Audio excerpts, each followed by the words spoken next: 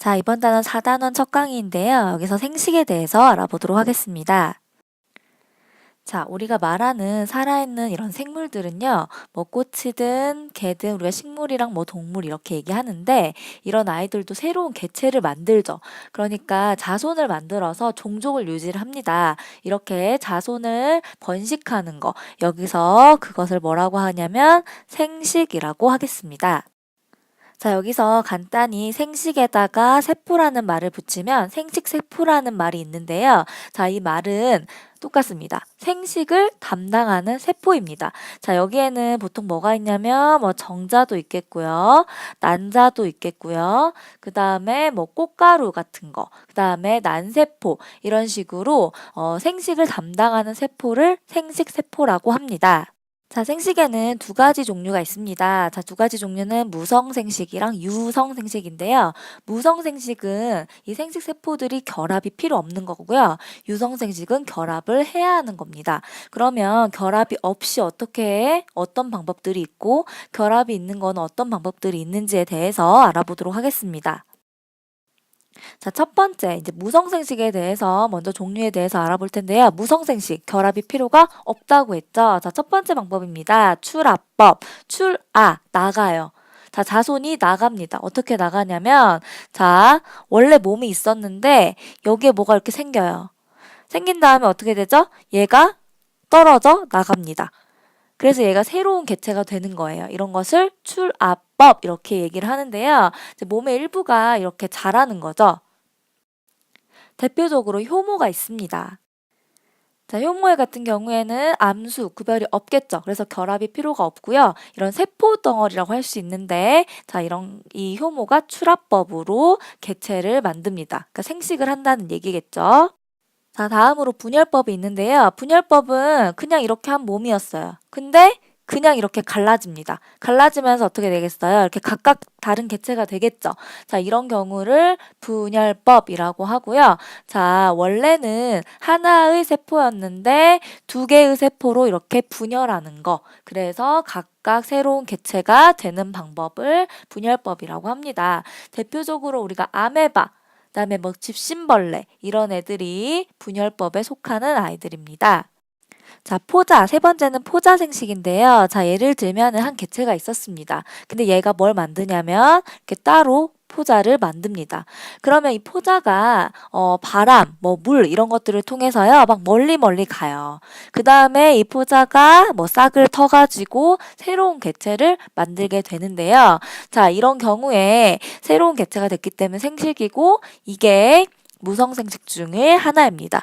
근데 뭐 동물에 의해서도 이동 가능하고 바람에 의해서도 멀리 이동이 가능하기 때문에 사실은 번식력이 굉장히 강하다고 할 수가 있겠죠. 자, 포자 그 생식으로 하는 것들의 대표적인 게 뭐 고사리, 그다음 버섯류, 이끼류 등이 있습니다. 자, 다음에는 영양생식인데요. 예를 들면은 꽃이 있습니다. 꽃이 있는데요. 꽃에서 뭐 이렇게 뿌리도 있을 수가 있고요. 그 다음에 잎도 있을 수가 있고요. 줄기도 있을 수가 있는데 얘를 가져다가 어떻게 하냐면 새로운 개체로 만드는 거죠. 자, 이런 경우에 자, 그대로 전해집니다. 자, 그러니까 만약에 품종이 되게 좋은 거예요. 그런데 얘를 갖다가 그대로 또 개체를 만들어서 전달이 됩니다. 자, 그렇기 때문에 품종 보존이 가능하겠죠. 그래서 원예에 이용이 많이 되는 방법이고요. 이 개체의 특징이 그대로 다음 개체, 그러니까 자손에게 전달이 된다는 장점이 있습니다. 그래서 예를 들면은 줄기를 갖다가 가져다가 이제 키웠는데 새로운 또 꽃을 만든다는 거죠. 이 영양생식 같은 경우에는 사실 종류가 조금 있는데요. 여기서는 다루지 않도록 하겠습니다. 자, 다음은 유성생식인데요. 유성생식은 보통 암컷, 수컷, 암수가 구별되는 생물은 보통 유성생식을 합니다. 자, 그러면 대표적으로 꽃을 예로 들어서 보도록 하겠습니다. 꽃에는 암술이 있고 또 수술이 있죠. 자, 암술에는 뭐가 있냐면 난세포가 있습니다. 자, 암술에서는 생식세포인 뭘 만드냐면 난세포를 만듭니다. 그 다음에 수술에서는 또 생식세포인 꽃가루를 만드는데요. 얘네들이 이제 결합을 하게 되죠. 자, 결합을 해서 뭐가 나오냐면 C가 나옵니다. C.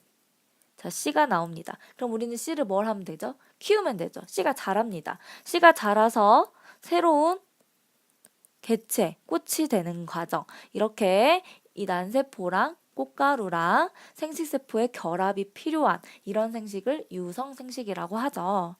이걸 동물에 비교하면 뭐가 될까요? 난세포는 뭐가 될까요? 난자가 되겠죠. 꽃가루는 정자가 되겠죠. 그래서 정자와 난자가 또 결합을 해서 또 새로운 개체를 만드는 경우에 이런 경우도 유성생식이라고 할 수 있습니다.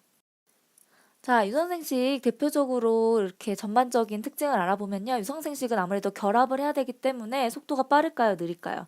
느립니다. 그렇지만 유전을 물려를 받죠. 자, 저희 태어날 때 부모님으로부터 유전 물질을 물려받게 되는데요. 자, 그렇기 때문에 다양한 형질이 나올 수가 있겠죠. 자, 다양하게 형질이 나올 수가 있고요. 그렇기 때문에 환경의 변화에 자, 적응을 할 수가 있습니다. 적응하면은 어떻게 될까요? 자, 생존을 하기가 더 좋아지겠죠?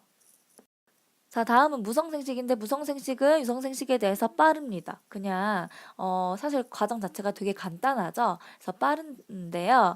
자, 이 자손 자체가 그 어떤 하나 개체의 유전 물질만 받죠.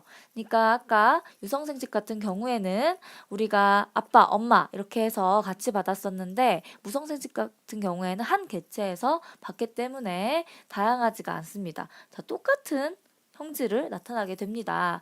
자, 다양하지 않아요.